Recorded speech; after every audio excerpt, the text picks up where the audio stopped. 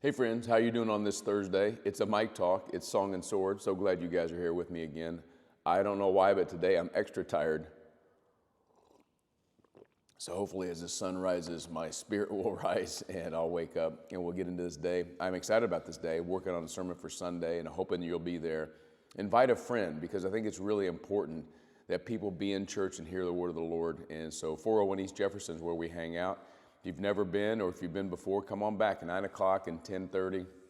Our service times, great children's programming at 9. So we'd like to see you there. Text prayer to that number on the screen, and we'll pray with you and for you about anything that's going on in your world. Hey, I just want to remind you, and this week we're talking about seeking God through prayer. How do we find our destination? Page 31 is what I'm going to encourage you to do. Maybe you've already been through it with your life group or you've read through the chapter. But practice this prayer all week long, going through the Lord's Prayer. Our Father who art in heaven, hallowed, holy be your name. So I'm going to find direction for my life in His holiness, whatever glorifies His name. Your kingdom come, your will be done. I'm going to find my direction in His will, not my will. Okay? Give us this day our daily bread. I'm going to find direction in being content with what I have today. Lead us not into temptation. I'm going to find contentment away from sin. Forgive me as I've forgiven those who've sinned against me. I'm going to find contentment in forgiveness. I'm going to find my place, my destination only in forgiveness. It won't work any other way. That's why Jesus taught us to pray that way. So I hope you're practicing that. Find a place of prayer, a destination like Paul and those guys did in Philippi.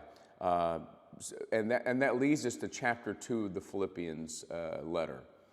Chapter 2 is probably the most important Christ, second maybe only to Colossians 1, Christ passage about what He's done for us.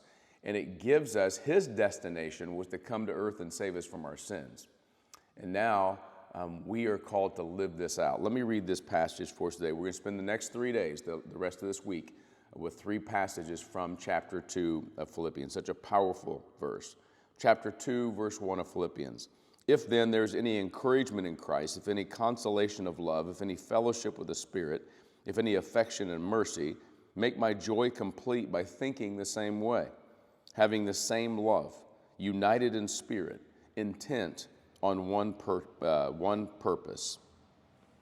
Really, really powerful stuff for us to consider today. That we would have one purpose.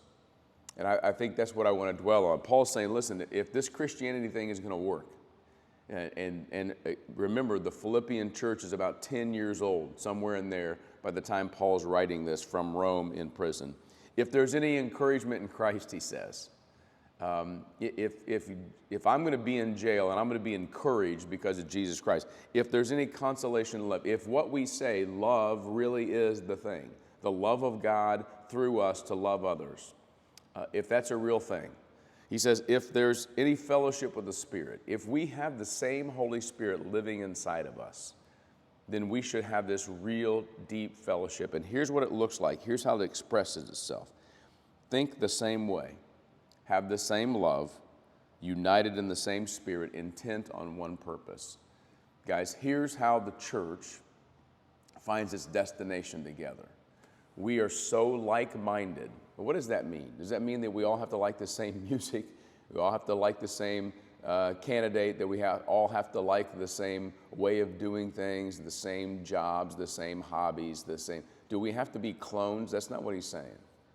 He's saying that there should be something deeper that drives us all, besides the team we root for, besides the hobbies we like, the music we listen to, the culture that we come from. All of those things mark us and they make us unique, and that's part of the beauty of the church. The kaleidoscope of the church is that we are all so different. In fact, I've said this before, the church is a social collection, a social group of people that you would never get together for any other reason. Then why are we together? We're together because we've experienced the love of God through Jesus Christ. We're all in this same position now, that Jesus loved us and saved us from our sins. And because of that, we are united in this one purpose. And our purpose is this, that we're helping others to see the same thing we've seen, to come into the same love and forgiveness that we've received. Paul says, my joy will be complete. We talk about love.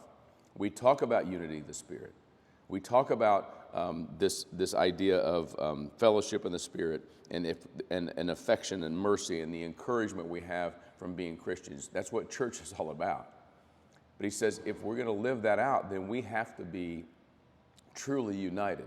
We have to be the kind of people who are together and we think the same way, intent on one purpose. And this is, believe it or not, where you find your destination.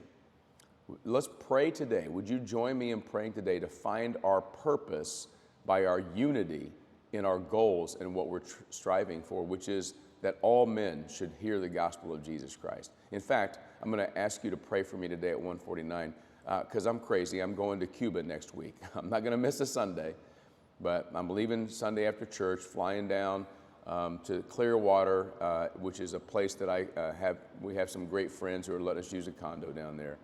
And then I'm going to go from there for 3 days into Cuba with Manny and the son of Pastor Yami. And we're going to see some more vision for Song and Sword. I'm sure that God's got Cuba as a destination for us. But I also don't know exactly what that looks like. So we're still seeking. We're still praying. Here's what I know.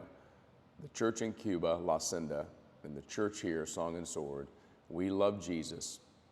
And we are going to do everything we can to share the good news of Jesus Christ. We are lockstep with that same unity and that same purpose. And I think that's what Paul's saying here. Don't get disunified. Don't experience disunity in the church.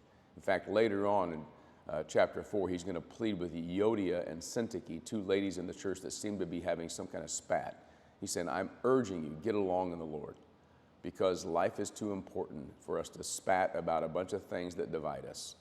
We need to be unified in our purpose. Pray for me. I'm praying for you. Let's pray that God shows us his destination by being united in what we're about. God bless you guys. We'll see you soon.